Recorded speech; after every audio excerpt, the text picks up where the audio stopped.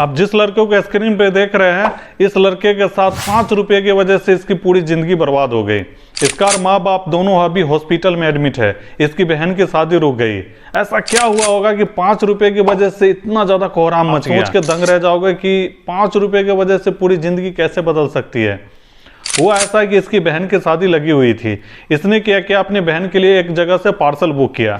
ठीक है, जब पार्सल की डिलीवरी होनी थी तो उसी दिन उसके पास एक कॉल आया कि बोला कि सर आपने जो पार्सल बुक किया हुआ था उसमें 5 रुपये की और ज़रूरत पड़ेगी, क्योंकि जो पार्सल का वजन है वो थोड़ा सा बढ़ गया है, तो केवल 5 रुपये की ज़रूरत है। तो आप ऐसा कीजिए कि आपको पार्सल ऑफिस आने की ज़रूरत नहीं है, आप क्या कीजिए अपने मोबाइल से ही कर दीजिए, क्योंकि भैया ऑनलाइन का ज़माना है तो सबके पास गूगल पे, फोन पे, पेटीएम सारे चीज़ हैं।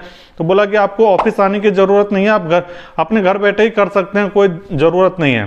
तो बोला कि ठीक है यार, 5 रुपये में क्या जाता है, चलो पेमेंट कर देते हैं। तो उसने बोला कि ठीक है सर, हम आपके व्हाट्सएप पे नंबर बताइए, जो अगर यही व्हाट्सएप है तो मैं आपको लिंक भेज देता हूँ, वहीं से आप डायरेक्ट हमारे ऑफिस का जो ऑफिस अकाउंट नंबर है उसमें डायरेक्ट पेमेंट हो जाएगा। इसके बाद आपकी जो पार्सल है वो डिलीवरी हो जाएगी। तो उसने भी सोचा चलो ठीक है। तो उसने जो लिंक भेजा, उसने उस पर लिंक पे क्लिक करके कुछ डिटेल्स उससे भरवाए गए। इसके बाद जाके उसका पेमेंट कर दिया, 5 रुपया पेमेंट हो गया। फिर दोबारा उसके पास कॉल आया कि बोला सर जो आपने पेमेंट किया है सर अभी तक हमारे पास पहुंचा नहीं है। ठीक है, तो शायद हो सकता है कि आपने गलत वजह से या कुछ और कारण की वजह से आपने ऐसा नहीं किया है। अब देख लीजिए खेल का असली कहानी कहाँ से शुरू हुआ। सबसे पहले उसने सारा डिटेल्स उससे मंगवा लिया। इसके बाद क्या किया, भैया आपका नहीं हो पा रहा है, तो बोला कि ठीक है हम इधर से ही कर देते हैं, आपको बस ओके कर देना है। ठीक है, तो उसने क्या किया, दोबारा अपने तरफ से सारा डिटेल्स भर के उसके पास भेजा। इसके बाद बोला ठीक है आपके पास एक OTP आएगा, वो उसमें फीड करके आप इसको पेमेंट कर दीजिए। जैसे उसने सारा पेमेंट किया, जो भी बहन की शादी के लिए उसने सारा पैसा रखा हुआ था, पूरा का पूरा पैसा गायब। एक 5 रुपये की वजह से उसकी पूरी जिंदगी बर्बाद हो गई। अब बात उठती है कि जो पार्सल स्कैम वाला है उसके पास कैसे पता चला कि उसने पार्सल बुक किया है। तो इसके बारे में पूरा डिटेल्स में बता रहा हूं कि देखिए होता क्या है। मान लीजिए कि आपने पार्सल बुक किया, पहली गलती ये होती है कि जो अगर पार्सल का पर्ची वगैरह होता है, अगर आप गलती से फेंक दीजिएगा तो पहला ये गलती हो सकता है। दूसरा गलती क्या होता है, जैसे ही कोई पार्सल वाला अगर बुक करता है तो आपके अगल बगल में कोई आदमी है तो वो आपको ट्रैक कर रहा होता है।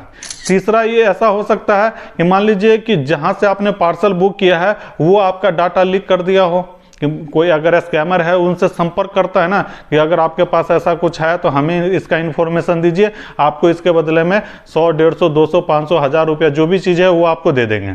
कोई भी पार्सल बुक करता है, जिस दिन डिलीवरी होने वाला होता है तो ज़्यादा अंदर से ये रहता है ना कि भैया मेरा पार्सल आ जाएगा, चलो खोल के देखेंगे क्या है नहीं है।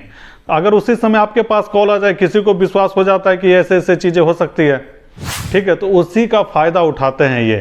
ठीक है, रिसेंटली ये केस मेरे साथ भी हुआ था, लेकिन जहाँ से ये चीज़ें हुआ उसने मुझे कॉल करके बताया कि आपके नाम पे जो पार्सल हुआ था तो ऐसे ऐसे बता रहा है। मेरे रिलेटिव खुद ने फ़ोन किया कि ऐसे ऐसे मांग रहा है, मैंने उसको मना कर दिया, ये स्कैम है, वो बच गए।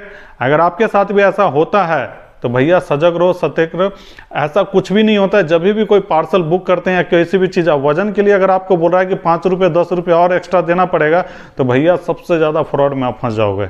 ठीक है, क्योंकि जब भी पार्सल बुक होता है उसी समय काउंट कर लिया जाता है कि नहीं, अगर वजन ज़्यादा है तो वो ज़्यादा उसी समय हो जाता है, बाद में क्यों करेगा भाई।